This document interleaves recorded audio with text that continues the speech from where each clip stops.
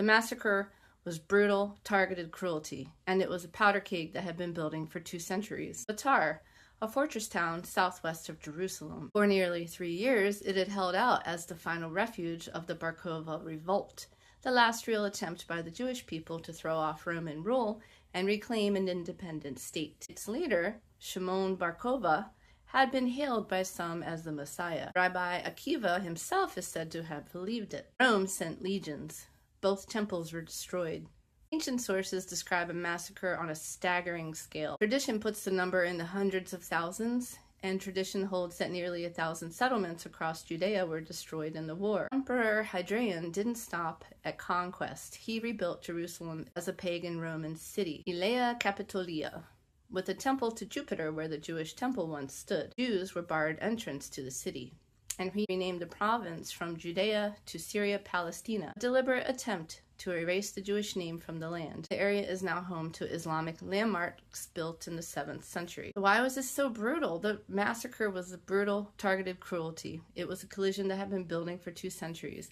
Rome was polytheistic. When they conquered a nation, they usually just folded that nation's god or gods into their own. Easy, tidy, everyone worships everyone. The Jews weren't having it. They wouldn't do it. One god, no statues, no bowing to the emperor, no altars in the temple. To Rome, this reluctance to integrate read as political defiance, not simply the private religious choice that it was, but loyalty to Rome was supposed to run through the gods. People who refused looked to Roman eyes like a permanent threat sitting on a strategic border. And the Jews backed that refusal with force more than once. The First Jewish-Roman War in 66, which cost them the Second Temple, and then the Kitos War in 115.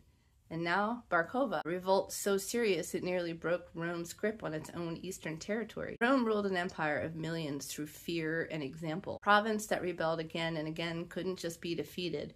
It had to be made an example of for everybody who was watching. So Hadrian moved from military conquest to erasure. He banned Sabbath observance. He banned circumcision, banned teaching the Torah on the pain of death. Then came the renaming and the pagan city built over Jerusalem's ruins. Even outside the battlefield, in cities like Alexandria, Jewish neighbors were often resented simply for staying separate, keeping kashrut or kosher, resting on the 7th day, not marrying outside the faith. Greek and Roman writers turned that separateness into propaganda, and some of the earliest recorded anti-Semitism took root right there. None of it was arbitrary.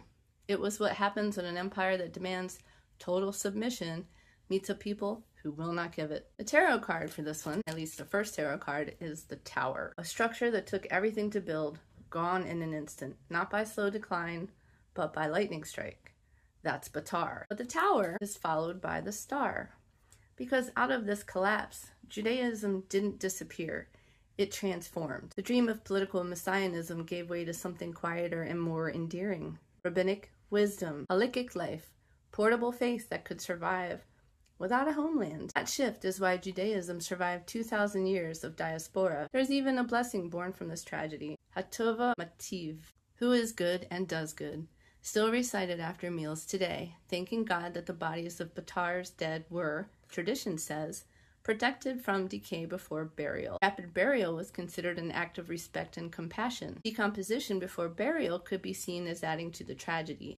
The tradition that the bodies remained intact was therefore viewed as a sign of divine mercy amid catastrophe. Grief, ritualized into gratitude. That is tower energy becomes star energy. Surround yourself with resilience, moonflowers.